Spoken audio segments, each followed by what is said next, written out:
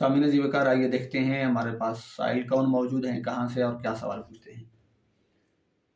मोहम्मद अली साहब, आप सवाल पूछते हैं, लाड़काना से आपका ताल्लुक़ है। आपने पूछा है कि अकीक़े का शरई हुक्म क्या है और अकीक़े का शरई तरीका भी बता दें और ये कब करना सुन्नत है। मोहतरम, आपने ख़ुद तकरीबन आधे सवाल के जवाब इरशाद फरमा दिया है कि आपने पूछा कि कब करना सुन्नत है। तो इससे ये इल्म होता है कि कम से कम आपके जहन में, आपके इल्म में इतना तो है कि आपने पूछा है कि अकीक़ा करना, इसका शरई हुक्म क्या है। तो चूँकि आप भी समझ सकते हैं कि अकीक़ा करना सुन्नत है, ये इसका शरई हुक्म है। बहरहाल बच्चे के लिए, लड़के के लिए सुन्नत और मुस्तहब तरीका ये है कि आप 2 जानवर ज़िबा करें और इसी तरह बच्ची के लिए 1 जानवर ज़िबा किया जाए। और इसके बरखिलाफ़ भी अगर हो, यानी बच्चे के लिए 1 जानवर ज़िबा हो और बच्ची के लिए 2 जानवर ज़िबा हो, तो इसमें भी कोई हर्ज नहीं है। बहरहाल मुस्तहब तरीका और बेहतर तरीका वही है कि बच्चे के लिए 2 जानवर हों और बच्ची के लिए 1 जानवर हो। और इसी तरह बच्चे के लिए नर जानवर हो और बच्ची के लिए मादा जानवर हो।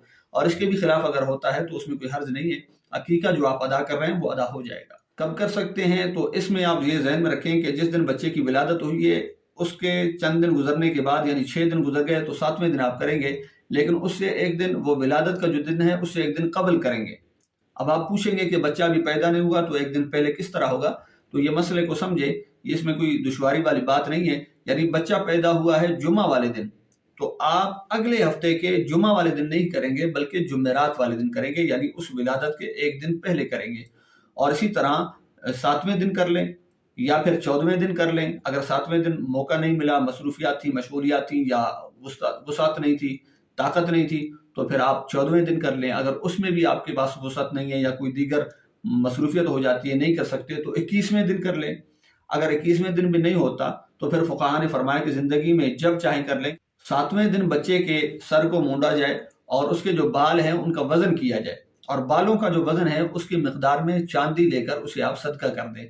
कि हुज़ूर अलैहिस्सलातु वस्सलाम ने खुद हज़रत इमाम हसन मुज्तबा रज़ी अल्लाह तआला अन्हु, तिरमिज़ी शरीफ के अंदर ये हदीस पाक है कि हुज़ूर अलैहिस्सलातु वस्सलाम हज़रत इमाम हसन रज़ी अल्लाह तआला अन्हु की विलादत पे जब तशरीफ़ लाए तो 7वें दिन आपका अकीक़ा भी फरमाया और हज़रत खातून जन्नत सलामुल्लाह अलैहा व रज़ी अल्लाह तआला अन्हा से इरशाद भी फरमाया कि हज़रत इमाम हसन रज़ी अल्लाह तआला अन्हु का सर मूंडो और इनके जो बाल जितने भी बनते हैं इनको वज़न करो, और इनका जो वज़न हो जाता है उस मिक़दार की चांदी लेकर सदका व खैरात कर दो।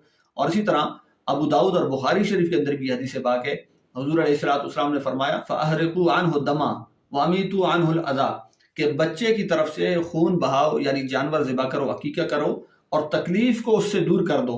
जहाँ तक बात है उस जानवर के अहकाम के बारे और औसाफ के बारे कि जानवर किस तरह का होना चाहिए और जानवर के अंदर क्या शराइत पाई जाएँ, तो यह भी ज़हन में रखें कि अहकामुहा का अहकामिल उद्हियत है। हमारे फुक़हा फरमाते हैं कि वो जो अकीक़े का जानवर है उसके लिए अहकाम, औसाफ और शराइत वही हैं जो कि कुर्बानी के जानवर के होते हैं। यानी कुर्बानी का जानवर साल का हो तो फिर उसकी कुर्बानी जायज़ है। इसी तरह अकीक़े का जो जानवर है वो भी साल का कम से कम होना चाहिए, फिर ही अकीक़ा जायज़ होगा। और जहाँ तक बात है इसके गोश्त को तक़सीम करने के हवाले से, तो यह ज़हन में रखें कि जिस तरह कुर्बानी का गोश्त 3 हिस्सों में तक़सीम किया जाता है, बांटा जाता है, उसमें एक हिस्सा जो ज़िबा करने वाला है, कुर्बानी करने वाला है उसका होता है, और एक हिस्सा जो है रिश्तेदारों का, अज़ीज़ व अक़ारिब का, जो कुर्बानी करने वाला है उसके रिश्तेदार होंगे, और फिर तीसरा हिस्सा जो है वो फ़ुक़रा और मसाकीन में होता है।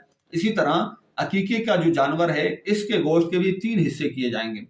एक वो जो मालिक है, यानी जो उस बच्चे के वालिदैन हैं और करीबी रिश्तेदार हैं, बहन भाई हैं, इसी तरह उनके लिए होगा।